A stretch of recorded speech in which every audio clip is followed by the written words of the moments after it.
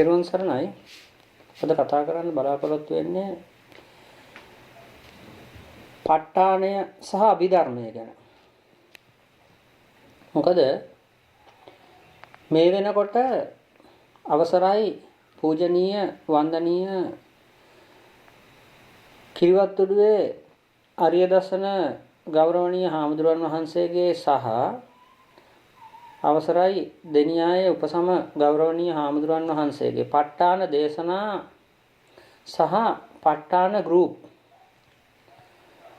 ඒ වගේම ප ဋ ාණය සම්බන්ධයෙන් තියෙන WhatsApp group කීපය මේ වෙනකොට hijack කරලා ඉවරයි. අපි මේ ගැන බොහොම අවධානයෙන් අධ්‍යයනයක යෙදුණා. මේ වෙනකොට ඒ ටික hijack කරලා ඉවරයි. ඊළඟ කාරණය තමයි ප ဋ ාණ දේශනා ටික hijack කරලා ඉවරයි. ඒ වගේම තමයි මේ වෙනකොට උන්වහන්සේලා දෙනමම රෝගාතුර කරලා අපවත් කරවන්න සැලසුම් සකස් කරලා ක්‍රියාත්මක වෙමින් පවතිනවා. මෙන්න මේ ගැන තමයි අද කතා කරන්නේ. පළවෙනි කාරණය මේ වෙනකොට අවසරයි පූජනීය වන්දනීය දෙනියායේ උපසම හාමුදුරන් වහන්සේ සහ කිරිවත්තුඩුවේ ආර්ය දර්ශන ගෞරවනීය හාමුදුරන් වහන්සේ දෙනමම කීප අවස්ථාවක් වරින් වර බලාපොරොත්තු නොවිච්ච ආකාරයේ රෝගාතුර වීම වලට ලක් වෙලා තියෙනවා. මේක මීට පෙර ආතුව ගෞරවනීය පූජනීය අපි ඊ타වත්ම ගරු කරන මාංකඩවල සුදස්සන හාමුදුරුවන් වහන්සේට සහ පිටිකල ගුණරතන ගෞරවනීය පූජනීය වන්දනීය හාමුදුරුවන් වහන්සේට මේ ආකාරයෙන්ම සිද්ධ වුණා. ඒ ගැන අපි දැනුවත්. උන්වහන්සේලා දෙනමම වරින් වර බලාපොරොත්තු නොවිච්ච ආකාරයේ හදිසි රෝගාතුර වීම වලට ලක් වෙනවා. ඒ වගේම උන්වහන්සේලා දෙනමම ඝාතනය කරන්න කරපු තැත්කිරීම මාධ්‍ය වලට මිනිසුන්ට අනාවරණය නොවුනට සිද්ධ වුණා. ඒ වගේම පහුගිය කාලේ අපවත් වෙන්නට යෙදුන ගෞරවාර්හ අපේ කල්යාණ වංශ පාර්ශවයේ මහානායක හාමුදුරන් වහන්සේගේ අපවත් වීම පිටිපස්සේ තියෙන්නේ වෙනමම සාහසික බිහිසුණු කතාවක්. මාධ්‍යයට අනාවරණය නොවුනට. මේවා ඇත්තටම මාධ්‍යයට එන්නේ නැත්තේ යම් යම් කාරණා හින්දා වෙන්න පුළුවන්. නමුත් මේක අතිශය භයානක තත්ත්වයක්. මොකද මේ වෙනකොට ඔබ කවුරුත් දන්නවා පූජනීය සෝම හාමුදුරන් වහන්සේ. ඒ වගේම මාදුළුවාවේ සෝබිත හාමුදුරන් වහන්සේ. ඒ වගේම දැනට රෝගාතුරව වැඩ වාසය කරන ගෞරවනීය හාමුදුරන් වහන්සේලා. ඒ වගේම බණ්ඩාරවැල අමිතානන්ද හාමුදුරන් වහන්සේ අපවත් වෙන්නට යෙදුණා. ඊළඟට නිරන්තර පහුගිය කාලයේ කතා බහට ලක් වෙච්ච අපිත් කතා කරපු ගෞරවනීය ගලිගමුවේ ඥානදීප හාමුදුරන් වහන්සේ රෝගාතුර වීම. ඊට පස්සේ සේරුවිල සරණකිත්ති මහානායක හාමුදුරන් වහන්සේ අපවත් වීම. මුංහේන මෙත්තාරාම හාමුදුරන් වහන්සේ අපවත් වීම. ඒ වගේම අපේ කැටවල ගෞරවනීය අවසරයි පූජනීය වන්දනීය කැටවල හේමාලෝක හාමුදුරන් වහන්සේ රෝගාතුර වීම. මේ සියලු කතා පිටිපස්සේ තියෙන්නේ ස්වභාවික දෙයක් නෙවෙයි. මේ සියල්ලක් විචක්ෂණ බුද්ධියෙන් විචක්ෂණ සීලීව ගවේෂණාත්මකව සාකච්ඡා කරන අධීක්ෂණය කරන කෙනෙකුට පේනවා මේ සියල්ලක් ඇතුලේ තියෙන අස්වාභාවික ගතියක්, අස්වාභාවික බවක්, අස්වාභාවික සිදුවීම් ගණනාවක්. විශේෂයෙන්ම අපේ ගෞරවාර්හ දොඩම්පහළ චන්දසිරි මහානායක හාමුදුරුවන් වහන්සේ අපවත් වෙන්නේ අපවත් වීමද අපවත් කරවීමද කියන එක නැවත කතා කරන්න ඕනේ. අපවත් වෙන්නේ සේරුවිල නඩුවට දවස් 3ක් තියෙද්දි. ඒ කියන්නේ ඒ වෙනකොට උන්වහන්සේ සේරුවිල ප්‍රශ්නයේදී තීන්දුවකට ඇවිල්ලා තීරණයකට ඇවිල්ලා තිබුණ බව අපි දන්නවා. ගෞරවාර්හ කොටපොළ අමරකිත්ති අනුනායක හාමුදුරුවන් වහන්සේට සේරුවිල අයිතිය පැවරීමට උන්වහන්සේගේ එකඟතාවයක් ඇවිල්ලා ඒකට කටයුතු සිද්ධ වෙමින් තියෙද්දී උන්වහන්සේ අධිකරණයට කට උත්තර දෙන්න සූදානම් වෙමින් තිබිද්දී සාක්ෂි සපයන්න සූදානම් වෙමින් තිබෙද්දී තමයි උන්වහන්සේ අපවත් වෙන්නේ. ඒ අපවත් වීමට දින 3කට පෙර ආතුව ඇමරිකාවෙන් ගෙන්නපු වෛද්‍යවරයෙක් උන්වහන්සේට එන්නත් කිරීම 12ක් හෝ 13ක් සිද්ධ කරපු බවක කතාවකුත් පහුගිය කාලේ තිබුණා. ඉතින් මේවා ඇතුලේ සිද්ධ වෙන්නේ මොකද්ද කියලා ඔබට වැටහෙන්නට අවශ්‍යයි. හොඳයි අපි අපේ මාතෘකාවට හැරෙමු. ඒ ටික හැමම තියෙද්දි පහුගිය කාලේ අපේ පූජනීය අවසරයි කිරිවත්තුඩුවේ හාමුදුරුවන් වහන්සේ දැඩි ලෙස රෝගාතුර වෙනවා. උන්වහන්සේට වෛද්‍ය ප්‍රතිකාර ගන්නට සිද්ධ වෙනවා. ඒ වගේම අපේ ගෞරවනීය දෙනියාය හාමුදුරුවන් වහන්සේ රෝගාතුර වුණා. ඊළඟට මේවා එකපාරටම සිද්ධ වීම යම් අස්වාභාවික ගතියක් තියෙනවා. අනිත් කාරණය තමයි උන්වහන්සේලාට ලැබිය යුතු විවේකය ලැබෙනවද? ඒක ලබා ගන්න ඉඩ දෙනවද? මෙන්න මේක තමයි භයානකම අනාවරණය වෙන්නේ. උන්වහන්සේලාට ධර්මදේශනාවලට දිගින් දිගටම සහභාගී වෙන්න සිද්ධ වීම ඇතුලේ උන්වහන්සේලාගේ විවේකය නැතුව යනවා. උන්වහන්සේලාට විවේකේ ලබා ගන්න අවස්ථාවක් නැතුව යනවා. මේ විවේකේ නොලැබීම ඇතුලේ උන්වහන්සේලා ශාරීරිකව දැඩි පීඩනයකට පත් වෙනවා. වෙහෙසකට පත් වෙනවා. ඇතැම් වෙලාවට ධර්මදේශනා සඳහා උන්වහන්සේලා බොහෝම දුර බැහැර වැඩම කරලා පාන්දර 3-4 වෙලා විහාරස්ථානවලට වැඩම කරවලා ඒ වෙනකොට පහුවදා දවසට යොදාගත් රෙකෝඩින් කිරීම වලට ඇතැම් වෙලාවට ප්‍රඥා නාලිකාව බෞද්ධ නාලිකාව වෙනත් නාලිකා මේ නාලිකාවලට උන්වහන්සේලාට යන්න සිද්ධ වෙලා තියෙනවා. එතකොට මුළු රාත්‍රියම නිදිවර්ධිතව තමයි උන්වහන්සේලා කටයුතු කරන්නේ. මේක ඇතුලේ ශාරීරික දුර්වලතාවයන් අනිවාර්යයෙන්ම ඇති වෙනවා. ශාරීරික පීඩාවන් නැති වෙනවා. රෝගාතුර වෙලා ඉන්න ගෞරවනීය ආමුදුරන් වහන්සේ කෙනෙකුට අවශ්‍ය විවේකයවත් මේක ඇතුලේ ලැබෙන්නේ නැහැ. ඔබ කවුරුත් දන්නවා අවසරයි පූජනීය බොරැල්ලේ කෝවිද ආමුදුරන් වහන්සේ අපවත් වෙන්න පෙර ආතුව දවසේ පවා ධර්මදේශනාවලට වැඩම කරා. උන්වහන්සේට නිසි නින්දක්, නිසි විවේකයක් කිසිම දෙයක් ලබා ගන්න අවස්ථාව ලැබුන්නේ නැහැ. ලැබුන්නේ නැහැ නෙමෙයි. අවස්ථාවක් ලබා දුන්නේ නැහැ. අපි දකින විදිහට. මේක උපක්‍රමශීලීව කරන දෙයක්. ඒ කියන්නේ මේ වෙනකොට අපේ ගෞරවනීය කිරිවත්තුඩුවේ හාමුදුරන් වහන්සේගේ ගම්පහ පන්තියේ බහුතරයක් ඉන්නේ අභිධර්මයේ ඉගෙන ගන්න ආපු අය නෙමෙයි. පාලුගම අසපුවෙන් යොමු කරපු තක්කඩි පිරිසක් ඉන්නේ. ඒගොල්ලෝ දාලා තියෙන්නෙම එතන තියෙන තොරතුරු ලබා ගැනීමට සහ මේ පන්තිය හයිජැක් කරන්න. ඒක මේ වෙනකොට සිද්ධ වෙලා ඉවරයි. ඊළඟට ප ဋ ාණ දේශනා සහ ප ဋ ාණ ගෲප් සියල්ලක් හයිජැක් කරලා ඉවරයි. මේ අය ව්‍යාජව ඒකට ඇතුල් වෙලා ව්‍යාජ පුද පූජා ක්‍රම ටිකක් මේකට සම්බන්ධ කරනවා. ඒ වගේම මේ කණ්ඩායම ඇතුලේ මේ ගෲප් ඇතුලේ ප්‍රධාන ස්ථානවලටපත් වෙන්නේ මේ පිරිස.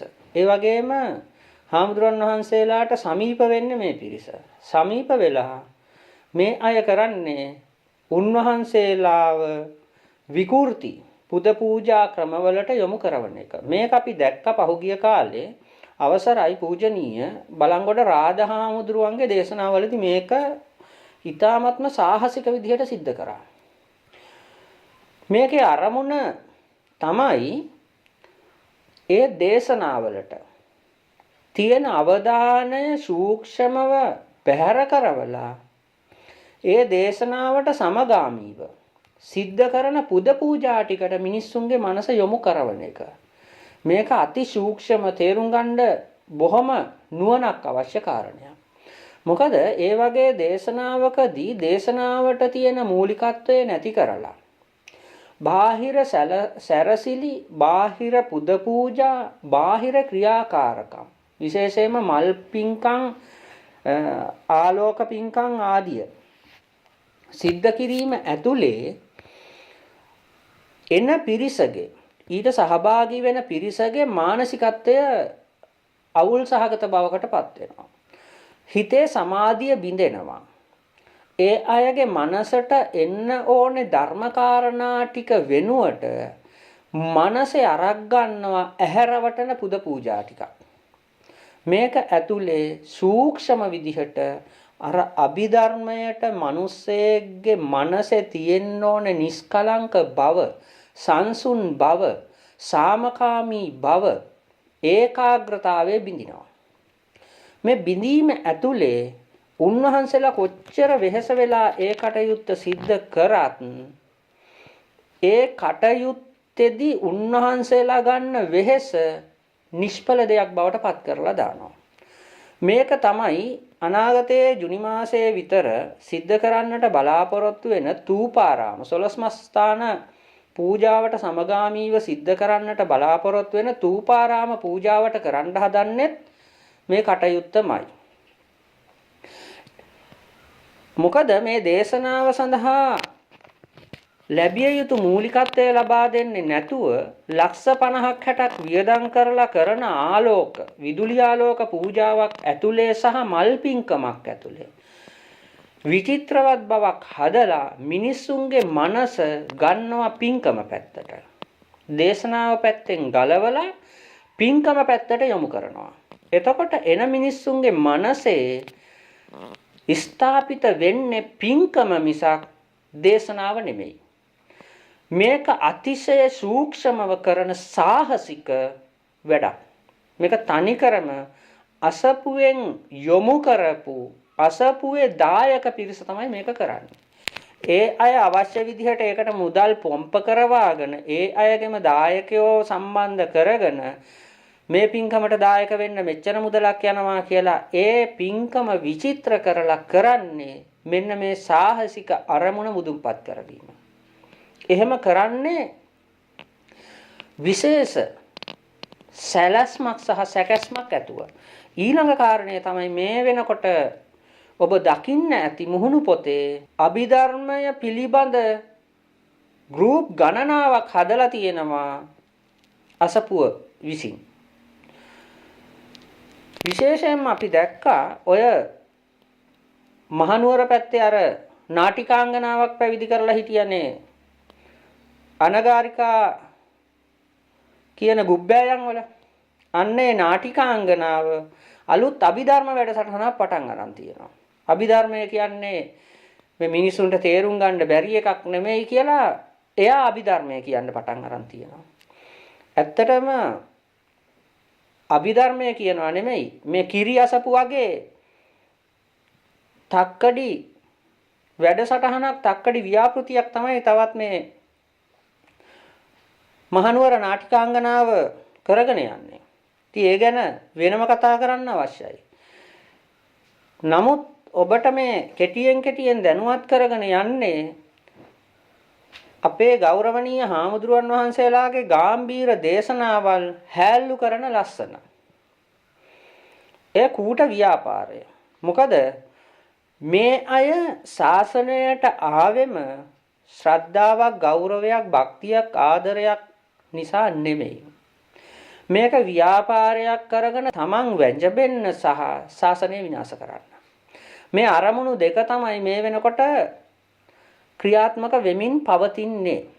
මේක දීර්ඝකාලීන වැඩපිළිවෙලක් විදිහට ඇවිල්ලා අද වෙනකොට ශාසනය පුරා පැතිරිච්ච පිළිලයක් බවට පත් වෙලා තියෙනවා. විශේෂයෙන්ම අතීතයේ තිබිච්ච රුවන්වැලිසෑය, ජයශ්‍රී මහ බෝධි ඇතුළු 12 ස්ථාන මූලික කරගෙන සිද්ධ වෙච්ච ඒ පූජනීය වන්දනීය පින්කම් සියල්ලක් අවසානයේ ගොංකම් බවට පත් කරා. අර අපි හැමදාම කතා කරන සේරුවිල ගෙඩි පූජාව වගේ තක්කඩිකම් බවට මේවා පත් කරගත්තා.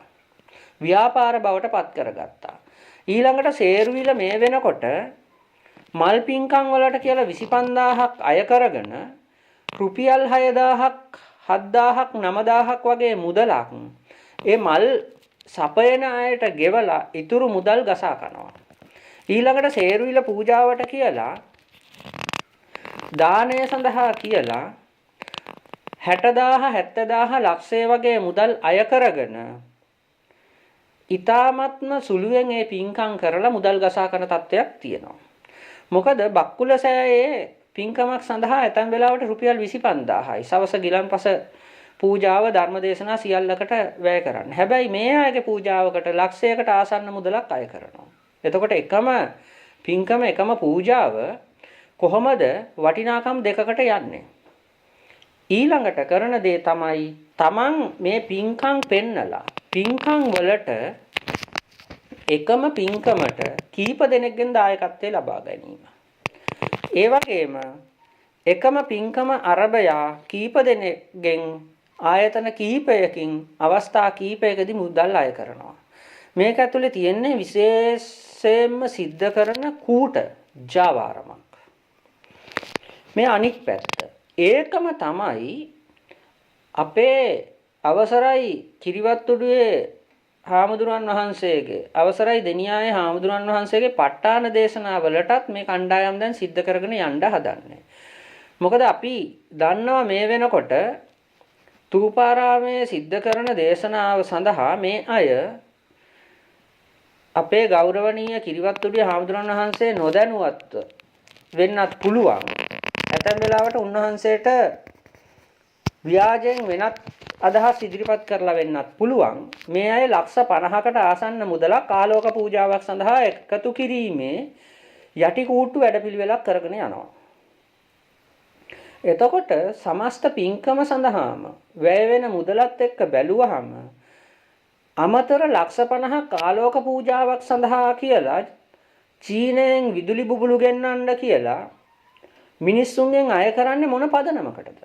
ඇත්තටම අපි දන්නවා අපි කිව්ව ඔය කිරිවත්තුඩුවේ ගෞරවනීය හාමුදුරන් වහන්සේ එහෙම මුදල් ගසා කන හාමුදුරන් වහන්සේ කෙනෙක් නෙවෙයි. මිනිස්සුන්ට බරක් දීලා අඩුම තරමේ මිනිස්සුන්ගෙන් සල්ලි එකතු කරනවටවත් උන්වහන්සේ කැමැත්තක් නැහැ.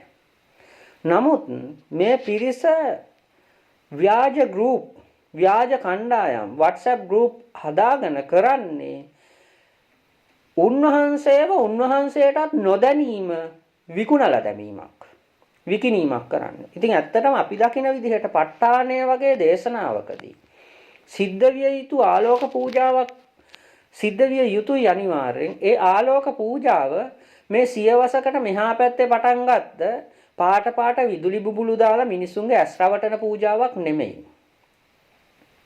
දොරණ තෙල්, කැකුණ තෙල්, පොල් තෙල්, සුදු හඳුන් තෙල් මේ වගේ දේශීය සහ පාරම්පරික තෙල් වර්ග, සුවඳ තෙල් වර්ග යොදාගෙන සිද්ධ කරන පහන්නාලෝක පූජාවක් තමයි මේ වගේ පින්කමකදී සත්‍ය වශයෙන්ම සිදුවිය යුතු වෙන්නේ. ඒ වගේම මේ වගේ ප ဋ ාණය වගේ දේශනාවකදී විශේෂයෙන්ම මිනිසුන් වගේම සම්මා දිට්ඨික දෙවි දේවතාවුන් වහන්සේලාත් යොමු වෙනවා මේ දේශනාවන් ශ්‍රවණයට.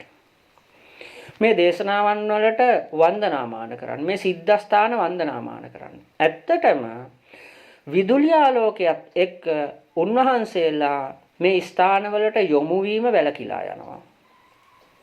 මොකද අමනුෂ්‍ය කොට්ටාස පවා විදුලි ආලෝකය තියෙන තැනකට යොමු වෙන්නේ නැහැ.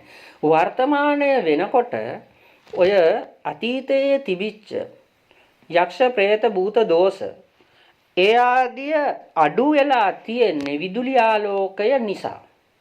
මොකද අන්ධකාරයේ තිබිච්ච තැන්වල සොහොන් පිට්ටනියක පවා පාළු තැනක මංකඩක පවා අද වෙනකොට විදුලි බුබුලක් දැල් වෙනවා. ඒ නිසා ඒ විදුලි ආලෝකයේ තියෙන තැන්වලට දැල් වෙන තැන්වලට මේ අමනුෂ්‍ය කොට්ටාස ලංවීමේ බියක් තියෙනවා.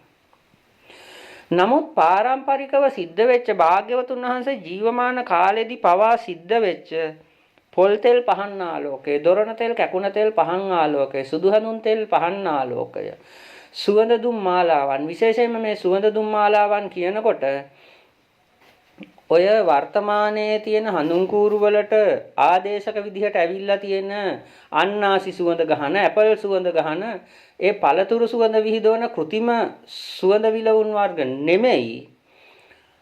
අතීතයේ පැවතිච්ච හඳුන් කූරු වලටම ආවේනික වෙච්ච සුදු හඳුන් සුවඳ. සුදු හඳුන් කුඩු වලින් හමායන සුවඳ. මෙන්න මේ සුවඳ තමයි ඇත්තටම සිද්ධ ස්ථානයක විශේෂයෙන් 12 ස්ථානවල පූජනීය කටයුතු සඳහා වන්දනීය කටයුතු සඳහා යොදාගත යුතු වෙන්නේ. නමුත් මේක ඔය අතීතයේ භාවිතා කරපු රත් හඳුන්, සුදු හඳුන්, සැවැන්දරා, විෂ්ණුක්‍රාන්ති මේ වගේ සුවඳ විහිදවන දේශීය ඖෂධ වර්ග තියෙද්දි ඒ සුවඳ කුඩු පාවිච්චි නොකර මේ કૃතිම සුවඳ හරහා කරන්නේ තවත් විනාශයක්. එතකොට සාම්ප්‍රදායික ක්‍රමයක් අනුගමනය කරලා දොරණ තෙල් පහන්, පොල් තෙල් පහන්, කැකුණ තෙල් පහන් ආදියකින් පහන් ආලෝකයන් ලබා දීලා කොප්පරා පන්දන් ආදියකින් ආලෝකය ලබාගෙන සිද්ධ කරන ප ဋ ාණ වන්දනාවක් වෙනුවට, ප ဋ ාණ සජ්ජායනාවක් වෙනුවට ලක්ෂ 50ක් 60ක් වියදම් කරලා කරන કૃතිම ආලෝක පූජාවක අරමුණ මොකද්ද කියලා ඔබ දැනුවත් විය යුතු වෙනවා. ඉතින් මේ කරන්නේ ඇත්තටම ප ဋ ාණ දේශනාවත් හයිජැක් කරන වැඩපිළිවෙලක් මිසක් ඒකට අනුග්‍රහය දැක්වීමක් නෙමෙයි. මේ කරන්නේ විකෘතියක්. මේ කරන්නේ හානියක්. ඊළඟ කාරණය තමයි රුවන්වැලි සෑය වගේ පූජනීය ස්ථානවල චෛත්‍ය රාජානන් වහන්සේලාගේ හුණු පිළියම් කිරීම සිද්ධ කරේ බොහොම ගෞරව පෙරදැරිව වතාවත් සහිතව. මොකද චෛත්‍ය රාජානන් වහන්සේ මතට හුණු ආලේප කරන්න ගොඩ වෙන්න මත්තෙන් ඒ අවසර ගැනීම ආදියක් සිද්ධ වෙලා ඒ ක්‍රමානුකූලව ඒ දේවල් සිද්ධ වුණේ.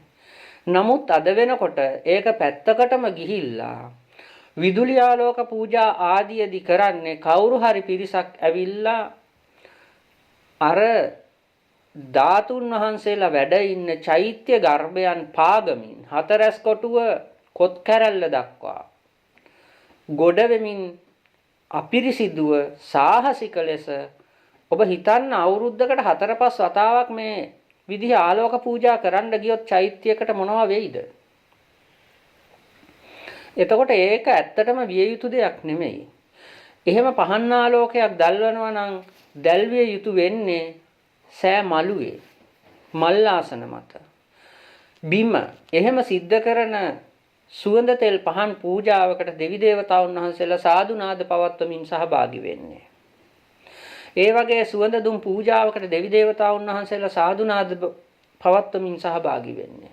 කිරි ආහාර පූජාවකට සාදු නාද පවත්වමින් සහභාගී වෙන්නේ. හැබැයි මේ කරන විකෘතිය හමුවේ ඒ தත්ත්වේ නැති වෙලා ගිහිල්ලා දෙවි දේවතාවුන් වහන්සේලා අහක බලන තත්වයකට පත් කරනවා.